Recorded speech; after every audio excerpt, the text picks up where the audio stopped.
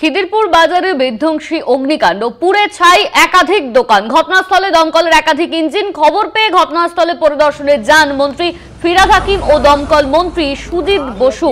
খিদিরপুরে একাধিক দোকান পুড়ে ছাই, সেই ছবি আপনারা দেখতে পাচ্ছেন। ইতিমধ্যেই আগুন নিয়ন্ত্রণে আনতে দমকলের একাধিক ইঞ্জিন সেখানে পৌঁছেছে। খিদিরপুর বাজারে বিধ্বংসী অগ্নিকাণ্ড, পুড়ে ছাই একাধিক দোকান। ঘটনাস্থলে দমকলের একাধিক ইঞ্জিন। খবর পেয়ে ঘটনাস্থল পরিদর্শনে যান মন্ত্রী ফিরহাদ হাকিম, দমকল মন্ত্রী সুজিত বসু।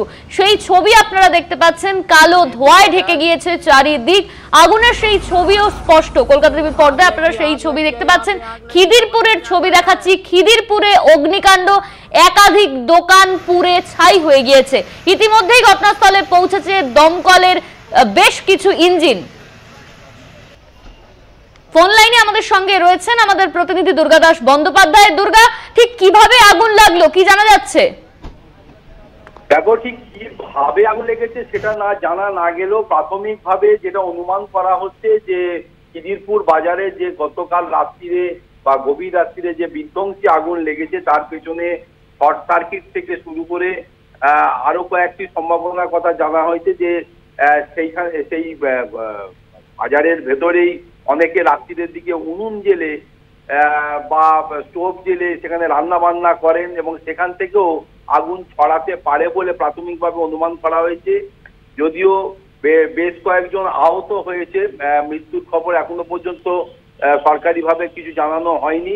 তবে যে বিধ্বংসী আগুন লেলিহান শিখা, এই মানে এটা যেহেতু খুব ঘন জনবসতিপূর্ণ এলাকা এবং তুমি জানো যে দীর্ঘদিন ধরে এই খিদিরপুর বাজারকে বলা হচ্ছে যে সেটা নতুনভাবে যাতে তৈরি করা হয় এবং সেখানে যাতে পরিষ্কার পরিচ্ছন্নভাবে বসা ক্ষেত্রটাও দেখার জন্য কলকাতা পুরসভা থেকে বারবার বলা হচ্ছে, কিন্তু প্রচুর পরিমাণে প্লাস্টিক থেকে শুরু করে বিভিন্ন খেলনা থেকে শুরু করে জামা কাপড় থেকে শুরু করে এই ধরনের ব্যবহার্য বস্তু যেগুলো তারা প্রচুর পরিমাণে স্ট্যাক করে রাখা আছে এবং যে কোনো সময় সেখানে যে আগুন লাগলে আগুনের লেলিহান শিখা যে ছড়িয়ে পড়তে পারে সেটা কিন্তু আগে থেকেই সাবধান করা হয়েছে।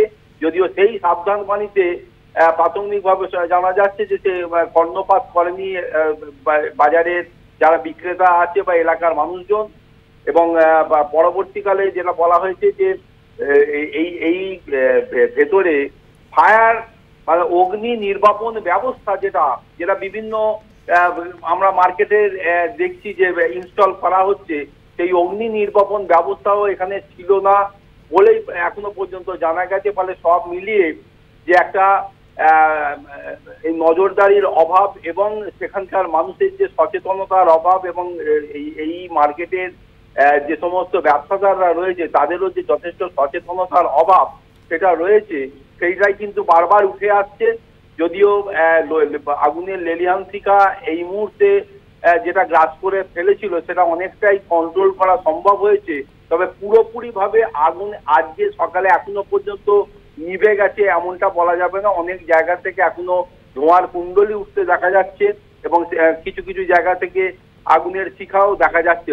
আশা করা যায় যে আজকে দুপুরের মধ্যে পুরো এই মার্কেটটির যে আগুন ছড়িয়ে পড়া যে অংশ রয়েছে সেটা পুরোপুরিভাবে নিভে যাবে।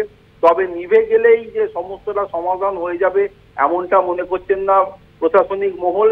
তাদের পক্ষ থেকে বলা হচ্ছে যে পুরো কিভাবে আগুন লাগলো এটা বার করা যেমন তাদের একটা লক্ষ্য, অন্যদিকে হচ্ছে কিভাবে এই মানে নির্দিষ্টভাবে ডিসিপ্লিনারি ওয়েতে তারা আগামী দিনে ব্যবসা ওখানে করতে পারে এবং অগ্নি নির্বাপন ব্যবস্থা ইনস্টল করার মাধ্যমে তারা সেখানে ব্যবসা শুরু করতে পারে, সেই বিষয়টি কিন্তু কঠোরভাবে দেখা হবে বলে এখনো পর্যন্ত আমরা প্রশাসনিক সূত্রে জানা গেছে। ইতিমধ্যেই রাজ্যের মন্ত্রী দ্বারা কলকাতার থাকেন সেই জায়গা ভিজিট করেছেন।